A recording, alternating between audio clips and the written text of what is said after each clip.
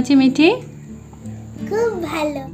নমস্কার বন্ধুরা, আমার চ্যানেলে সকল পুরনো এবং নতুন দর্শক বন্ধুদের জানাই স্বাগত।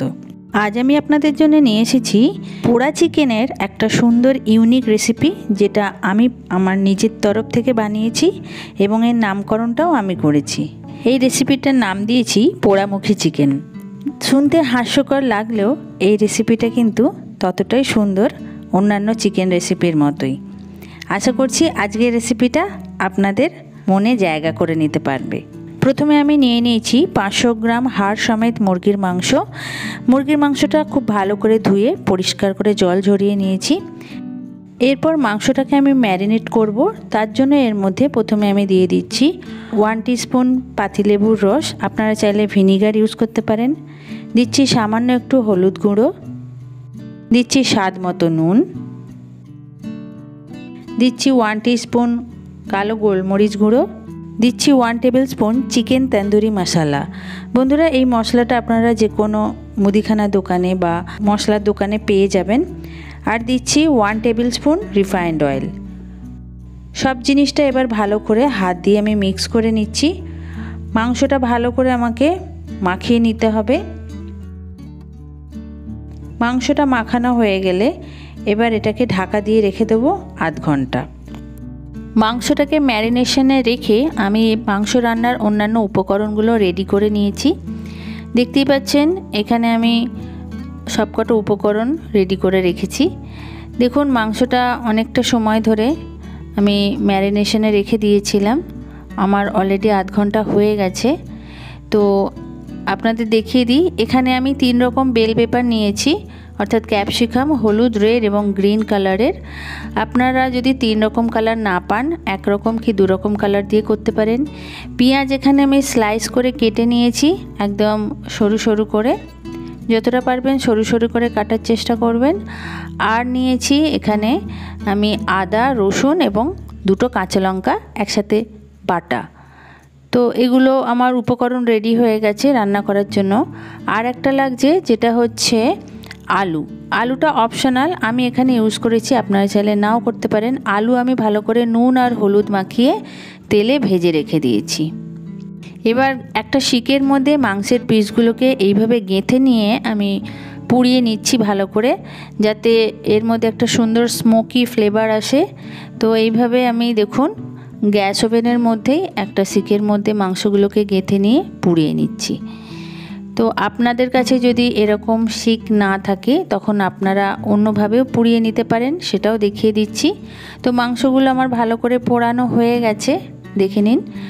আমি ঘুরিয়ে ঘুরিয়ে দেখিয়ে দিচ্ছি। 4টে ধারই মানে মাংসের 4 দিক ভালো করে পোড়া হয়ে গেছে। এই পিসগুলো রেখে দিচ্ছি। আর আমি এখানে একটা রুটি সেকার তার জালি নিয়েছি। এটা মার্কেটে কিনতে পাওয়া যায়, আপনাদের কাছে যদি থাকে তো এইভাবেও আপনারা মাংসগুলোকে পুড়িয়ে নিতে পারেন। আর না হলে চিমটের সাহায্যে ধরেও পুড়িয়ে নিতে পারেন। আমি এখানে অন্যান্য মাংসের পিসগুলো যেগুলো আদার্স ছিল সেগুলো পুড়িয়ে নিচ্ছি খুব ভালো করে। অতিরিক্ত পুড়িয়ে ফেলবেন না, তাহলে কিন্তু খেতে ভালো লাগবে না। হালকা করেই মাংসটাকে কিন্তু পুড়িয়ে নিতে হবে। তো চিকেন পিসগুলোকে উল্টে পাল্টে এইভাবে আমি পুড়িয়ে নিচ্ছি। দেখুন, এখানে একটা লেগ পিস খুব সুন্দর করে আগুনে ঝলসানো হয়ে গেছে। এবার এটাকে আমি তুলে রাখছি। তো এক এক করে মাংসের পিসগুলো আমি পুড়িয়ে নিয়েছি এবং একটা প্লেটের মধ্যে সেগুলো একসাথে রেখে দিচ্ছি।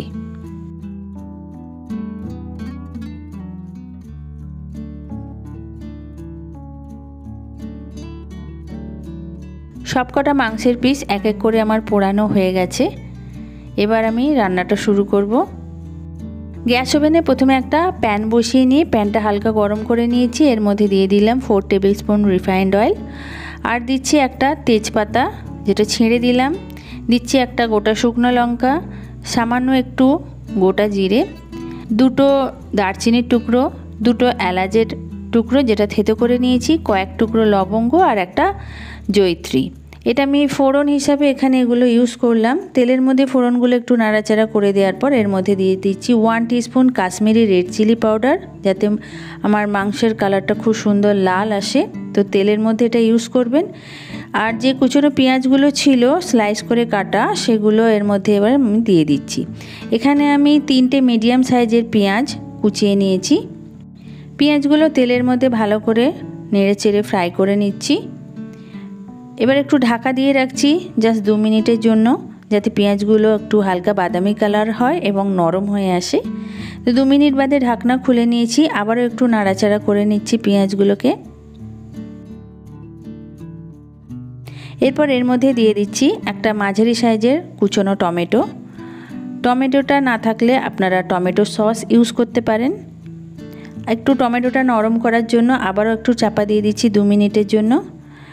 2 মিনিট বাদে ঢাকনা খুলে নিয়ে আবারও আমি ভালো করে টমেটো আর পেঁয়াজগুলো তেলের মধ্যে ভেজে নিচ্ছি। এবার এর মধ্যে দিয়ে দিচ্ছি সেই বেটে রাখা আদা, রসুন এবং কাঁচা লঙ্কা। বাটা মশলাটা ভালো করে তেলের মধ্যে নেড়ে চেড়ে কষিয়ে নিতে হবে, যাতে এর মধ্যে থেকে কাঁচা গন্ধটা একদম দূরে চলে যায়। পুরো জিনিসটা বেশ কয়েক মিনিট ধরে নাড়াচাড়া করে আমি কষিয়ে নিয়েছি। আপাতত মাংসের জন্য যে মশলাটা সেটা রেডি হয়ে এসেছে। এবার এর মধ্যে যে মাংসর বাটিটাতে আমি ম্যারিনেট করে রেখেছিলাম মাংসটাকে, সেই বাটিটা ধোয়া জল একটু দিলাম, নাহলে মাংসের মশলাটা একটু পুড়ে যেতে পারে, সেই জন্য একটু জল দিতেই হবে। এরপর এর মধ্যে দিচ্ছি 1 টিস্পুন জিরে গুঁড়ো, 1 টিস্পুন লাল লঙ্কা গুঁড়ো ঝালের জন্য দিচ্ছি, আর সামান্য একটু হলুদ। পুরো জিনিসটা আবারও আমি একটু নাড়াচাড়া করে নেওয়ার পরে এর মধ্যে আমি ক্যাপসিকামগুলো অ্যাড করছি। ক্যাপসিকামগুলো পরপর অ্যাড করার পর আবারও এটাকে ভালো করে নাড়াচাড়া করে ভেজে নিতে হবে, যাতে ক্যাপসিকামের মধ্যে থেকেও কাঁচা গন্ধটা চলে যায়।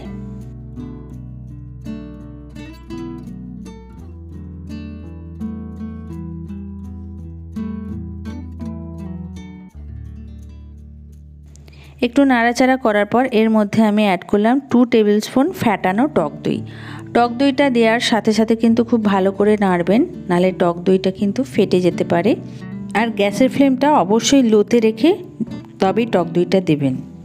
এরপর পুরো জিনিসটাকে আমি ঢাকা দিয়ে রেখেছি আরও 2 মিনিট। 2 মিনিট বাদে ঢাকনা খুলে নিয়েছি।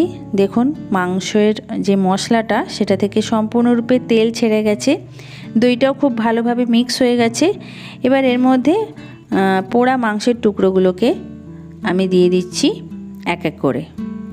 সব কটা ঝলসানো মাংসের পিসগুলো দেওয়ার পর এর মধ্যে দিচ্ছি স্বাদ মতো নুন, দিচ্ছি 1/2 টিস্পুন চিনি, যেহেতু টক দই ইউজ করেছি।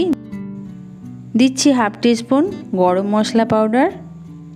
পুরো জিনিসটা খুব ভালো করে মিক্স করে নিচ্ছি, যাতে নুন, চিনি এবং গরম মশলা মাংসের মধ্যে ভালো করে মিক্স হয়ে যায়। আর দিচ্ছি 1 গ্লাস পরিমাণ জল। জলটা একটু বেশি পরিমাণ দিয়েছি, কারণ আমি গ্রেভিটা একটু বেশি রাখবো। আপনারা যদি একটু শুকনো শুকনো খেতে চান তাহলে জলের পরিমাণটা কম দেবেন। ভালো করে জলটা মাংসের সাথে মিক্স করে দিলাম। দেওয়ার পর যে ভাজা আলুগুলো ছিল সেই ভাজা আলুর টুকরোগুলো এক এক করে দিয়ে দিচ্ছি। আবারও আমি পুরো জিনিসটা ভালো করে নেড়ে দিচ্ছি। এরপর ওপর থেকে কুচনো ধনেপাতা অল্প পরিমাণে ছড়িয়ে দিচ্ছি এবং পুরো জিনিসটা আবারও একবার নাড়াচাড়া করে মিক্স করে দিচ্ছি। এরপর গ্যাসের ফ্লেমটা মিডিয়াম লোয়ে রেখে আমি এটাকে ঢাকা দিয়ে দিয়েছিলাম 15 মিনিটের জন্য। 15 মিনিট ধরে মাংসটা ক্রমাগত ফুটেছে। 15 মিনিট বাদে আমি ঢাকনা খুলে নিয়েছি। তারপর একটু নাড়াচাড়া করার পর গ্যাসের ফ্লেমটা অফ করে দিয়ে আমি আরও 15 মিনিট এটাকে দমে বসিয়ে রাখবো। আমার পোড়ামুখী চিকেন অলরেডি রেডি হয়ে গেছে সার্ভ করার জন্যে। দেখে নিন বন্ধুরা কেমন হয়েছে। আমার তো খুব ভালো লেগেছিল এই ইউনিক একটা রেসিপি তৈরি করতে পেরে। ভাবলাম আপনাদের সাথে শেয়ার করি, যাতে আপনারাও এটা বাড়িতে টেস্ট করে দেখতে পারেন। আশা করছি আজকের রেসিপিটা আপনাদের মনে কোনো রকমভাবে হলেও একটু জায়গা করে নিতে পেরেছে। আর যদি আমার রেসিপিটাকে ভালো লাগে তাহলে আপনাদের কাছে একটা ছোট্ট অনুরোধ, রেসিপিটাকে লাইক করবেন, আপনাদের কেমন লাগলো সেটা জানানোর জন্য কমেন্ট করবেন, আর শেয়ার করবেন আপনাদের সেই সমস্ত বন্ধুদের সাথে যারা ইউনিক ধরনের চিকেনের রেসিপি খেতে পছন্দ করেন। আর আমার খুব ভালো লাগছে আপনাদের সাথে এই ধরনের একটা নতুন চিকেনের রেসিপি শেয়ার করতে পেরে, কারণ আপনাদের সাথে বিভিন্ন ধরনের ইউনিক রেসিপি শেয়ার করে আপনাদেরকে হেল্প করাই আমার একমাত্র ইচ্ছা। আজকের রেসিপিটা ভালো লাগলে অবশ্যই আমার চ্যানেলটাকে সাবস্ক্রাইব করবেন। আমি ধন্যবাদ জানাচ্ছি সেই সমস্ত দর্শক বন্ধুদের যারা অলরেডি আমার চ্যানেলটাকে সাবস্ক্রাইব করে ফেলেছেন, আর যারা এখনও সাবস্ক্রাইব করেননি সেই বন্ধুদেরকে বলছি আমার রান্নাগুলো ভালো লাগলে আমার চ্যানেলটাকে সাবস্ক্রাইব করে আমাকে সাপোর্ট করবেন। আপনাদের সাপোর্ট আমার জন্য ভীষণই গুরুত্বপূর্ণ। তাহলে আজকের মতো বিদায় নিচ্ছি, আবার দেখা হচ্ছে নেক্সট উইক সুন্দর কোনো এই রকম অদ্ভুত ধরনের রেসিপি নিয়ে হাজির হব আপনাদের কাছে। সবাই ভালো থাকবেন, সুস্থ থাকবেন, ধন্যবাদ।